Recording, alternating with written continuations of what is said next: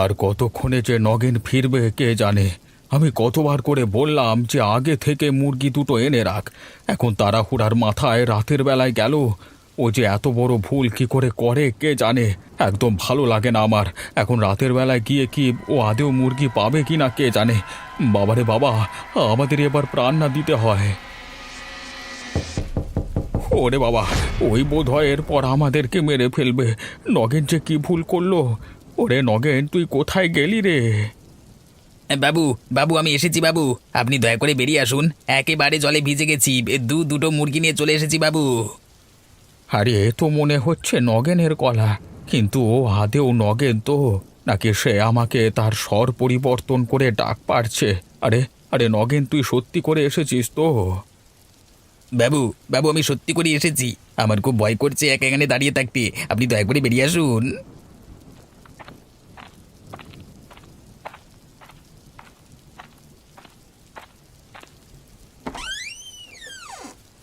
নগেন, তুই আমাকে বাঁচালি ভাই। এই যে দেখছি সত্যি করে তুই দুটো মুরগি এনেছিস। হ্যাঁ বাবু, আপনি যেমন বলেছেন তেমনই আমি মুরগি নিয়ে চলে এসেছি। আমাদের হাতে আর বেশি সময় নেই বাবু। তুই ঠিকই বলেছিস। চল ভাই, আর দেরি করে লাভ নেই। এরপর দেরি করলে আমাদের ওপরে আক্রমণ হতে পারে। তাড়াতাড়ি চল।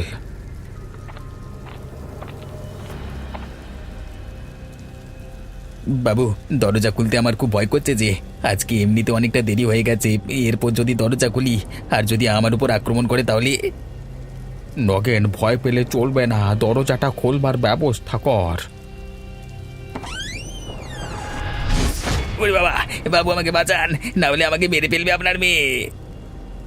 আজকে এত দেরি হলো কেন? আমি কখন থেকে না খেয়ে বসে আছি। ছেড়ে দে মা, ওকে ছেড়ে দে। আমাদের বড্ড বড় ভুল হয়ে গেছে। বৃষ্টি হচ্ছে বলে আমরা তোর জন্য খাবার আনতে পারিনি। বেশ, তোদের যখন ভুল হয়েছে তখন আমিও আজকে তোকে মেরে রক্ত খাবো। দিদিমণি, এবারের মতো ক্ষমা করে দিন। আমার যদি কিছু হয়ে যায় তাহলে আপনাকে আর কেউ কাঁচা মুরগি খাওয়াতে পারবে না। দয়া করে এবারের মতো ক্ষমা করে দিন, এবারের মতো ছেড়ে দিন। কোথায় কোথায় আমার মুরগি? আমাকে তাড়াতাড়ি দে দে। বাবু, বাবু তাড়াতাড়ি দিদিমণির হাতে মুরগি দুটো ধরিয়ে দিন, না হলে আমাকে মেরে ফেলবে বাবু। খা মা, খা, পেট ভরে খা। আমাদের আর কোনো দিন এরকম ভুল হবে না। তোর জন্য আগে থেকে সব খাবার আমরা তৈরি করে রাখবো। বাবু, আমাকে আপনি বাঁচালেন ওরে বাবা।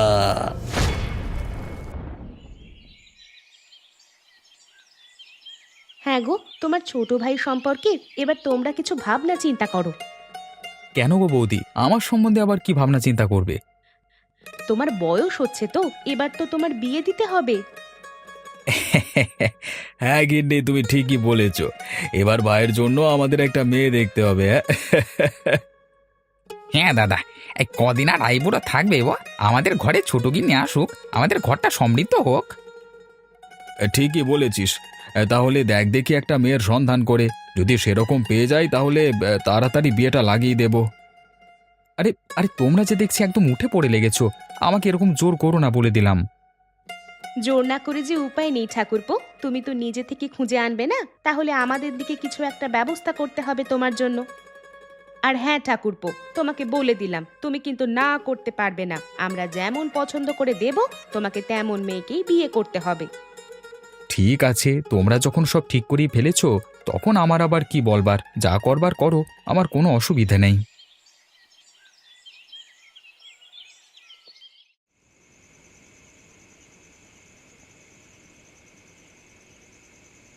বাবু, বাবু আমার সঙ্গে তাড়াতাড়ি চলুন একবার, খুব দরকার আছে বাবু। কি হলো নগেন? কোথাও কিছু হয়েছে নাকি? কারোর কিছু ক্ষতি হলো না তো? নীলিমা কোথায়? দিদিমণিকে আমি ঘর বন্ধ করে রেখে এসেছি। সন্ধে হতেই আমি এই কাজটা করি আগে। আপনি আমার সাথে তাড়াতাড়ি চলুন একবার, তাড়াতাড়ি চলুন। কিন্তু নীলিমাকে এই অবস্থায় একা রেখে কোথায় যাব? বাবু, অনেকদিন বাদ আমাদের গ্রামের শ্মশানে একজন ভৈরব এসেছেন। আমি এই মাত্র তাকে দেখে এলাম। বাবু, আপনি একবার আমার সাথে চলুন। উনি যদি আমাদের এই বিপদ থেকে কোনো রকমভাবে উদ্ধার করতে পারেন। তাই নাকি রে? তুই এই মাত্র দেখে এলি তাকে? হ্যাঁ বাবু, আমি এই মাত্র তাকে দেখে এলাম। আপনি এখন আমার সাথে চলুন, আমরা গিয়ে ওই সাধু বাবার সাথে কথা বলি।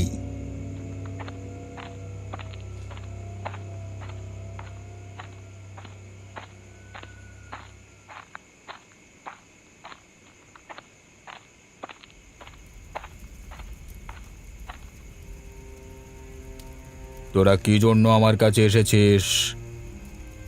বাবা, আমরা মহা বিপদে পড়েছি, আপনি বিপদ থেকে আমাদের উদ্ধার করুন। তোদের পেছনে সব সময় একটা কালো ছায়া ঘুরে বেড়াচ্ছে কেন? তোরা কোথায় কি করেছিস? আমরা কোথাও কিছু করিনি, কোনো খারাপ কাজ করিনি বাবা। আজ থেকে কয়েক বছর আগে আমি একবার এই শ্মশানে এসেছিলাম। তখন এই বেলগাছের ওপর একটা পেতনি বসবাস করত। সেই পেতনি গেল কোথায়? আমার বিশ্বাস নিশ্চয়ই তোদের গ্রামের কারোর উপর সেই পেতনি ভর করেছে। তোরা আসতেই আমি তোদের পেছনে কালো ছায়া দেখতে পাচ্ছি। নিশ্চয়ই তোদের পরিবারে এমন কোনো ভয়ানক জিনিস করছে যা তোরা আগে কখনো চোখে দেখিসনি। হ্যাঁ বাবা, আপনি ঠিকই বলেছেন, আমার মেয়ের উপর কিসে যেন ভর করেছে। এই গাছের পেতনি তোর মেয়ের উপর ভর করেছে। বাবা, বাবা আপনি কিছু একটা করুন বাবা, না হলে আমাদের মেয়েটা শেষ হয়ে যাবে। এখন তোর মেয়েকে কোনোভাবেই বাঁচানো যাবে না। ওই পেতনি তোর মেয়েকে শেষ করে ফেলবে। তোর মেয়ের আত্মাকে এখন ওই পেতনি বন্দি করে রেখেছে। তোর মেয়ের সারা শরীর ওই পেতনির আয়ত্তের মধ্যে। কিন্তু হ্যাঁ, একটা উপায় আছে। যদি তোরা সেই উপায়ে রাজি হোস তাহলে আমি বলতে পারি। আপনি যে কোনো উপায় বলুন বাবা, আমরা তাতেই রাজি। তোর মেয়েকে অন্য কোথাও বিয়ে দিয়ে দে। বিয়ের ঠিক 1 মাস পর অমাবস্যার রাতে এই ঘটনা ঘটতে চলেছে। আরে আপনি কোনো চিন্তা করবেন না, মেয়ে একদম ভদ্র ঘরের মেয়ে। আপনারা সবাই মিলে একদিন আসুন না। হ্যাঁ, আমাদের বাবুর মন খুব ভালো, একমাত্র মেয়ে বাবুর, সব দিক থেকে ভালো, ঘরের কাজ ভালো করে গুছিয়ে করে। ভাইটার জন্য খুঁজছিলাম আর কি। এবার তো বিয়ের বয়স হয়ে গেছে, বিয়ে দিতে হবে তো। সে তো বটেই, সে তো বটেই। আমার বাবুও তার মেয়ের জন্য একজন সুপাত্র সুপরিবার খুঁজছিলেন। তা আপনাদের সঙ্গে তো আমার চেনা জানা বহু দিনের, তাই আমি আপনাদের কাছে এলাম আর কি। ওই তো দাদা চলে এসেছে। আরে নগেন যে, আমি কিছুদিন ধরে তোমাদের কথাই ভাবছিলাম। নগেন বলছিল সদানন্দ বাবুর মেয়ের সাথে আমাদের ভাইয়ের বিয়ের কথা। আমি সেই সম্বন্ধেই কথা বলবো বলে যাচ্ছিলাম। তাহলে চলো আজকে যাওয়া যাক নাকি? কি নগেন, সদানন্দ বাবুকে বাড়িতে পাবো তো? হ্যাঁ হ্যাঁ, বাবু বাড়িতেই আছেন। তাহলে চলুন চলুন, আজকে যখন যাবেন বলছেন, আজকে তাহলে কথাটা সেরে ফেলা যাক। হ্যাঁ, চলুন চলুন চলুন চলুন চলুন। হ্যাঁ হ্যাঁ।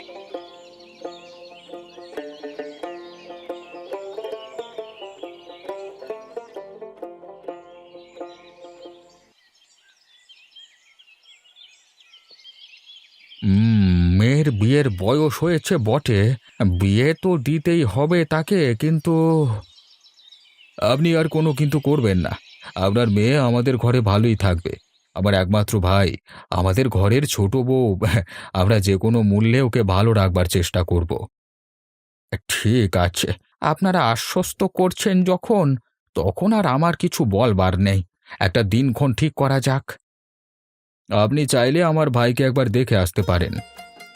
তার কোনো প্রয়োজন নেই, আপনারা বিয়ের দিনক্ষণ ঠিক করুন।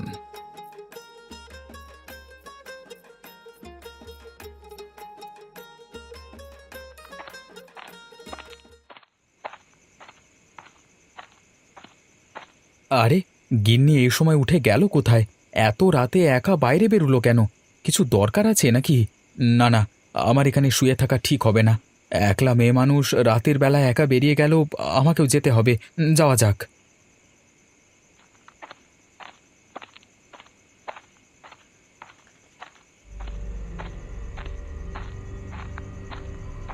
আরে এই সময় অন্ধকার রাস্তার মধ্য দিয়ে হেঁটে হেঁটে কোথায় চলেছে ও? যাই তো, একবার পিছু পিছু গিয়ে দেখি।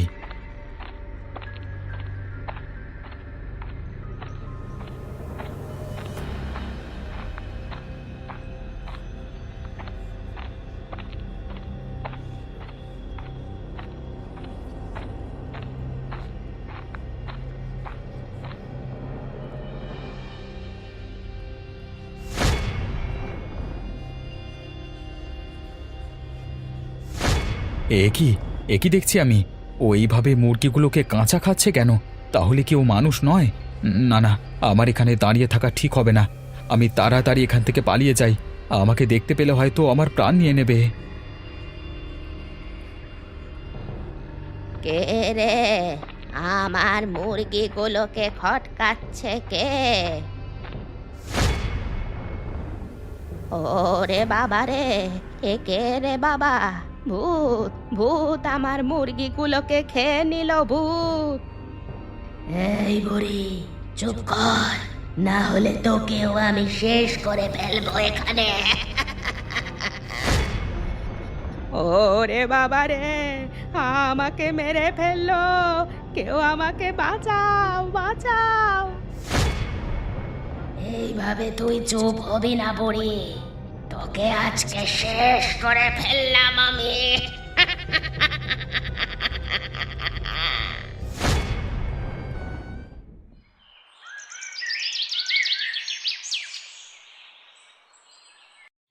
কিরে ভাই, তোর শরীরটা আজকে খারাপ মনে হচ্ছে। মুখটা ওরকম করে আছিস কেন? কিছু চিন্তা হচ্ছে নাকি? আসলে দাদা, একটা খুব খারাপ খবর শুনলাম সকালবেলায়, তাই জন্য মনটা খুব খারাপ হয়ে আছে। তুই আমাদের ওই বুড়িমায়ের কথা বলছিস তো? সত্যি খবরটা খুবই খারাপ। এইভাবে মানুষটাকে কে গলা কেটে মেরে দিয়ে চলে গেল বল দেখি। এরকম ঘটনা তো আমাদের গ্রামে ঘটাটাই অবিশ্বাস্য ব্যাপার। তুমি বুড়িমার লাশটাকে দেখেছো নাকি জানি না, তবে আমার মনে হলো ওর গলাটা কাটা না, ওর গলায় কেউ কামড় বসিয়ে খাবলে নিয়েছে। বলিস কি রে? তাহলে কি এটা কোনো শেয়াল কুকুরের কারবার? আজকাল ওরা যা হিংস্র হয়েছে, আর বুড়িমার আশেপাশে তো অনেক মুরগিকেও পড়ে থাকতে দেখা গেছে। শেয়ালের দল আক্রমণ করবে বলে তো আমার মনে হয় না, তাহলে এতদিন করেনি কেন? হয়তো এটা হতে পারে যে বুড়িমার এখন তো শক্তি সামর্থ্য অনেকটা কমে গেছিল, হয়তো শেয়ালের দল তাকে একা পেয়ে আক্রমণ করেছে। না দাদা, আমার সেটা মনে হয় না। আমার না ঠিক ভালো লাগছে না। কেন, তুই কি মনে করিস কারা এই কাজ করতে পারে? আমার মনে হচ্ছে এটা কোনো ভৌতিক ঘটনা। দৌড়, এসব কি আবোল তাবোল কথা বলছিস তুই? তোর মাথার কি ঠিক আছে? সকাল থেকে শুধু উল্টো পাল্টা চিন্তা ভাবনা। নে এখন কাজ করবি, চল। আর এখানে দাঁড়িয়ে থেকে লাভ নেই।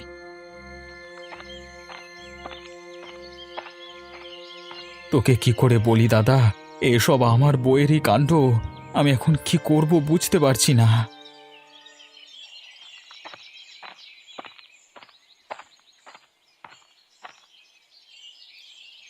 সুখী হও মায়েরা, কেউ আছো কি?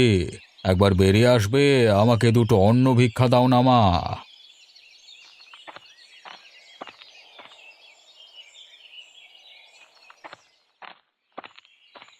আরে, কি হলো রে ছোট বউ? আবার ঘরে গেলি কেন? হ্যাঁ, আমার একটু শরীরটা খারাপ লাগছে দিদি। আমি একটু ঘরে গিয়ে শুয়ে পড়ি। ও কে মা?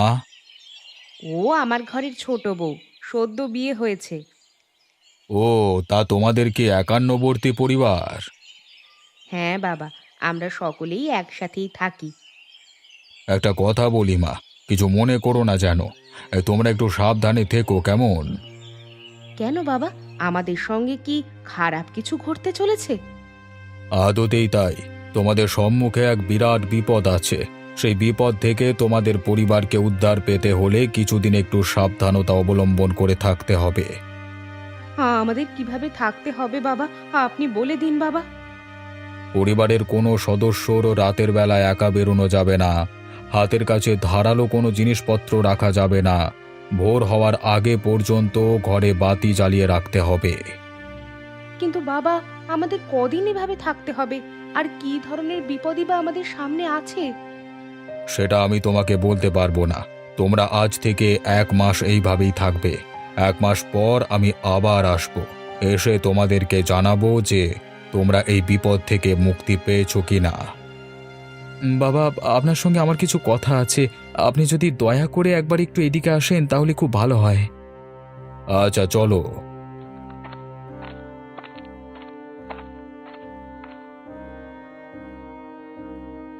তুমি কি সেই ছেলে যার সাথে ওই মেয়ের বিয়ে হয়েছে? হ্যাঁ, আমি সেই। বাবা, কালকে রাতে আমি আমি যে ভয়ানক ঘটনা নিজের চোখে দেখেছি, আপনাকে সেটা আমি বলতে চাই। আমাকে বলতে হবে না, আমি সব কিছুই জানি। আমি তোমাকে এখন কিছু বলবো না, শুধু একটা কথা আমার শোনো। তোমাদের পরিবারকে বিপদের হাত থেকে রক্ষা করতে হবে। তোমারও সামনে অনেক বড় বিপদ আছে। বাবা, আমার প্রাণ যায় যাক, কিন্তু আমার পরিবারকে বিপদের হাত থেকে রক্ষা করুন। ঠিক আছে, তাহলে শোনো, তুমি আগামীকাল সকালেই তোমার স্ত্রীকে নিয়ে তোমার শ্বশুর বাড়ি রওনা দাও। বাকি কথা তোমার সাথে ওখানেই হবে। ঠিক আছে বাবা, আপনি যেমনটি বলবেন তেমনটি হবে। জানি না মেয়েটার কি খবর। যদি এখন ওরা আসল রূপ জানতে পারে আর আমাকে কৈফিয়ত চেয়ে বসে, তাহলে তো আমি অনেক সমস্যায় পড়ে যাব। আমার যাওয়ার কোনো জায়গা নেই। এই বয়সে এসে এত চিন্তা নিতে পারছি না। আপনি কোনো চিন্তা করবেন না বাবু, ভৈরব বাবা তো বলেছেন যখন আমাদের নীলিমা তার স্বামীকে রাতের বেলায় খুন করবে, তখনই ওই পেতনি আমাদের নীলিমা মায়ের আত্মাকে ছেড়ে দিয়ে চিরতরে এই পৃথিবী থেকে চলে যাবে। কিন্তু ওই নির্দোষ মানুষটাকে নিজের জীবন দিয়ে, না না না না, কিছুতেই এই জিনিসটা মেনে নিতে পারছি না। আমি নিজেকে ক্ষমা করব কিভাবে?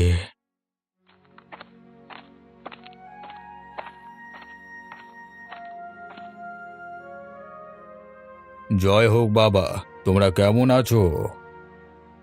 ভৈরব বাবা, আপনি এসেছেন? এদিকে যে আমি আত্মগ্লানিতে ভুগছি বাবা, আমাকে দয়া করে উদ্ধার করুন।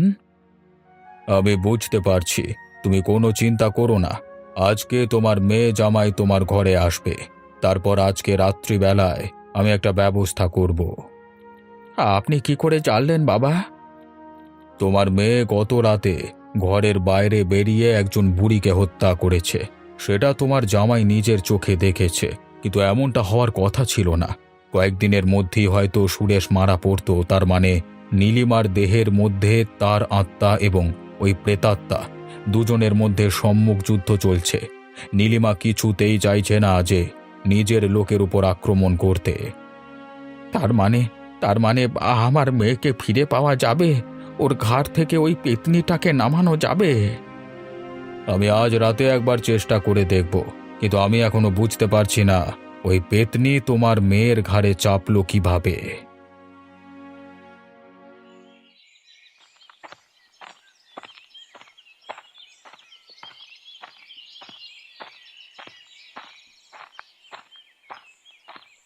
এই ভর দুপুরবেলায় বাবা যদি না ঘুমাতো, তাহলে আমাকে কিছুতেই এই বেল গাছ থেকে বেল পাড়তে দিত না। ভাগ্যিস আজকে বাবা ঘুমাচ্ছে, তাই জন্যই তো আমি বেরিয়ে আসতে পেরেছি। যাই, চুপি চুপি বেল গাছ থেকে বেল পেড়ে নিয়ে ঘরে চলে যাই।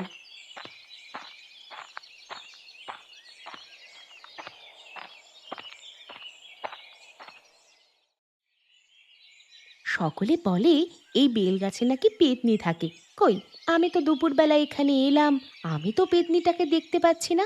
ওসব লোককে ভুল বোঝানো ছাড়া আর কিছুই নয়। ওই তো বেল গাছে কত সুন্দর বেল ধরে আছে, আমি এক্ষুনি বেলগুলো পেড়ে নিই।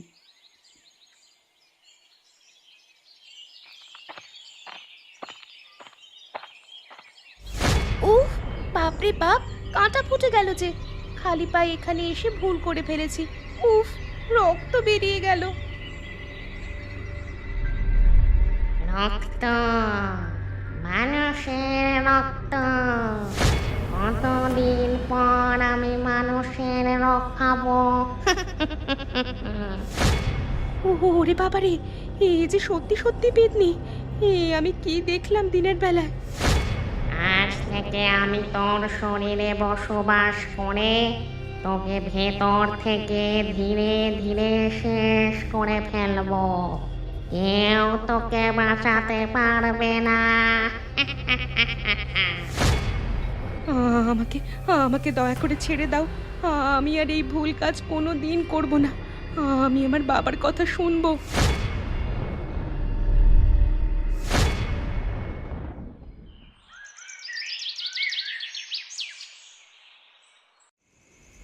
তোমরা দুজনে একটু সাবধানে থাকবে।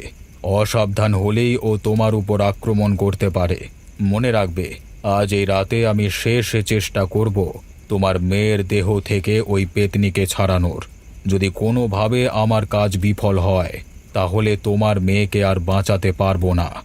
অতএব আমার কাজের মাঝখানে বিঘ্ন ঘটাবে না। ঠিক আছে বাবা, আপনি যেমন বলবেন তেমনটাই হবে।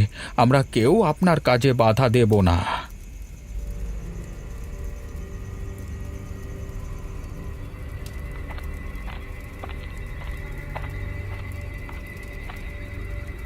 কে তুই?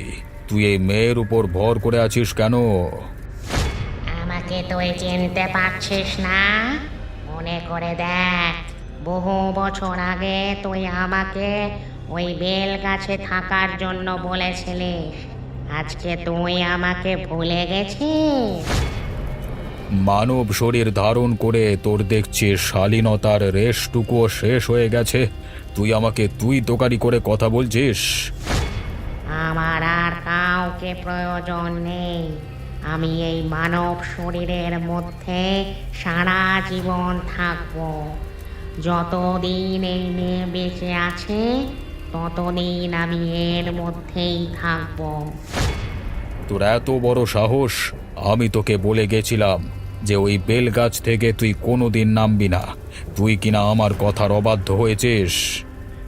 মানুষের রক্ত দেখে আমি স্থির থাকতে পারিনি, তাই আমি এই মেয়ের দেহে আশ্রয় নিয়েছি।